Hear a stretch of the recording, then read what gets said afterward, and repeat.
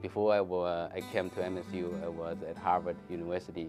When people ask me why I come to MSU, I said, that place can allow me to do what I'm interested in doing and make contributions to this land-grant university, and also to be part of excitement of make MSU become more permanent at the global level and the national level.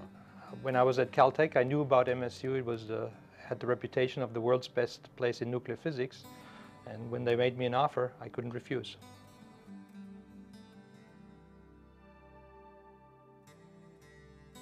Probably the biggest surprise for me at MSU has been its emphasis on teaching undergrads. That's really supported.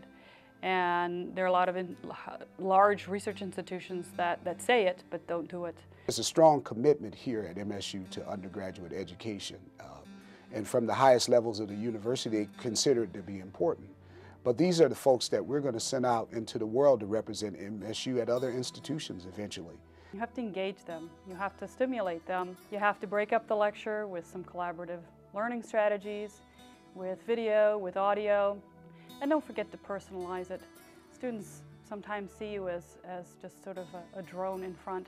But when they realize you have a life beyond the classroom, they like that.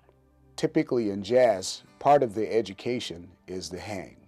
So you have to make time outside of your research and creative scholarly work to hang out with the students and jam with them, because that's a part of the tradition of jazz. I really like the online course because it meets today's students' needs. And the format is such that you can update easily and keep it very current and very linked also, in my case, to current events, current things going on in the world. And so the relevancy, I think, is highlighted in the online environment. Our best undergraduate students can compete with anybody on the planet, I would say. And for the graduate students, we put a lot of work in recruiting them, and so we get very good graduate students, and that's an essential ingredient for success. To make a research project successful, selecting the right grad students is really important. And what I have done is that I interview them, and also I ask other students who are already here to interact with the candidate. Sometimes a student could be really smart professionally, intellectually, but may need a lot of help in interacting with other people. And we know this interaction, the people skills, are really important for a student to be successful in the future. The goal is not to clone a present professor with just a smaller version of him or herself and produce a graduate student that can do the same. Mentoring a graduate student means helping the graduate student achieve whatever their goals may be, helping that student see what is possible, go in new ways that haven't been walked on before. It has meant a lot to receive the Teacher Scholar Award, as it is truly the integration of teaching and scholarship that award honors. And I feel I really do embody the spirit of that award, where I'm scholarly active. I'm also very active and engaged as a teacher, and I seek ways at all times to integrate my research into my teaching at all levels, undergrad as well as graduate. The general focus of my work has been severe malaria in children. And the hope is that if we're able to identify that we'll be able to come in with an adjunct therapy and yank these kids back from the abyss. In order to be effective in the work, I need to be in Malawi for the duration of the malaria transmission season, which is 6 months, January to June, and I need to be there every year. And he said, that's fine. And it has been like that ever since. It's an extremely unorthodox arrangement. Michigan State has backed it 100%, and in the process, over 100 medical students have come to Malawi to do electives. Well, I have 2 current outreach programs in Detroit, and I went to my department chair and I said to him, we need to start a Detroit initiative to get African American students to our institution. And the following Monday morning, I think this was a Friday, Monday morning we were sitting in the offices of Detroit Public Schools trying to create outreach initiatives. So I think it's also important to find those senior folks on faculty to help you make those connections to the community partners. As a junior faculty member, the one limiting factor is time. And we only have 24 hours a day. And we all want to spend 25 hours on our job. It's very important to balance the time in different aspects, research, teaching, outreach, and families. And family is important. You work hard, you play hard. You go to your kids' games, even when it means skipping out of a meeting that somebody called on a Saturday morning. Oh, that's my most difficult thing. I have 6 children and a wife, so my wife and I struggle to find the balance, but we try to schedule it in those events that the kids are participating here in public school, but it's very difficult. It's very difficult. If you're going to have success in anything, you have to put in time. The way you balance everything you do as a professor at an institution like MSU is to double dip, to try to find ways to have something work at multiple levels. One piece of advice I was given when I first arrived is to front load my week with teaching. So squeeze it all in the front end of the week so you can have the end of the week to try to do some research, which sometimes slops over into the weekend. I usually take a walk during the day and to get fresh air and along the river, and then sometimes the good ideas or bad ideas come during the walk, and also we release some stress. You have to think what you're working for. In the end, you want to make a difference. Yes, you want to have a research career, you want to teach the future generations, but you also want to teach your own kids. And I think it's important to have that balance, and when people have that balance, then I think it also shows up in the rhythm which they work.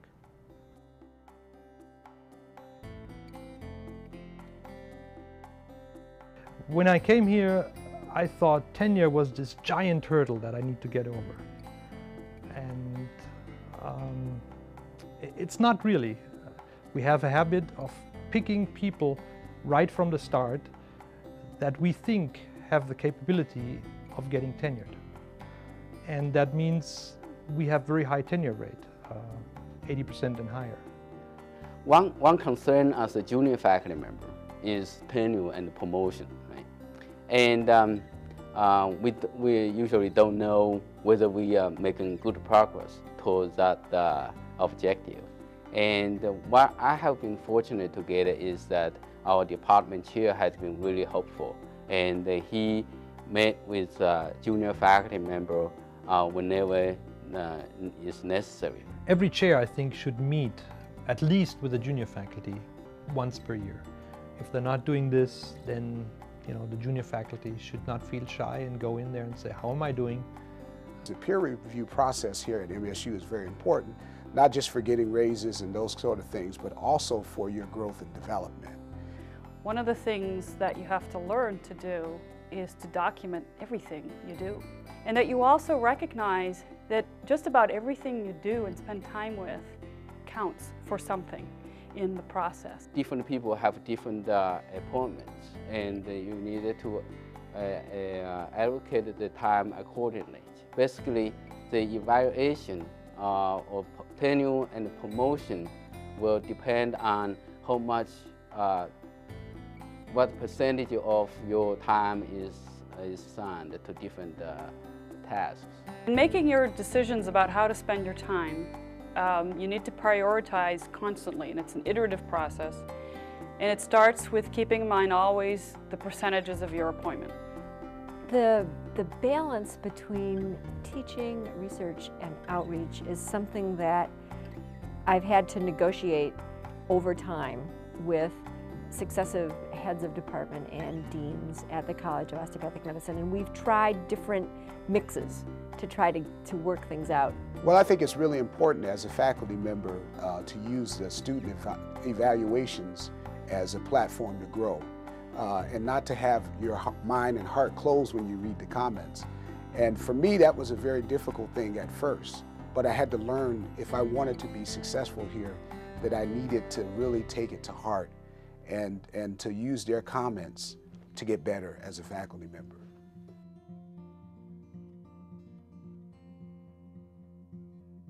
I think one of the beauties of a large campus like this is the amazing resources of colleagues, of other people who do fascinating work. One of the things that elude faculty members oftentimes is the notion of how to be a good colleague. And I think it's important, although you're trying to be successful, you're trying to climb the ladder, but you have to respect first what existed here before you arrived. And you got to figure out how to learn the history of the place and know who's who, but also ask the questions and figure out when to speak up, when you have to be the strong voice for change or for equality and justice and those things, but also respecting what existed before you arrived. I've been lucky to have a variety of different mentors. Here at Michigan State, I have been the recipient of excellent strategic advice from the scientific administrators at all levels within the College of Osteopathic Medicine and within the university. Now they're starting to be the next generation of clinical researchers rising through the ranks here, and I'm hoping that I'll be able to transmit some of my experience to them in a way that will be useful. If you're interested in collaborating, this is the place to do it.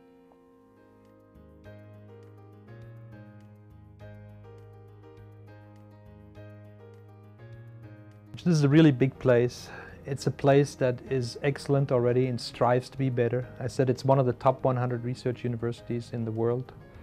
It can only succeed by getting people that are better than the people that were already here 20 years ago or 10 years ago. And new faculty have to be in that class.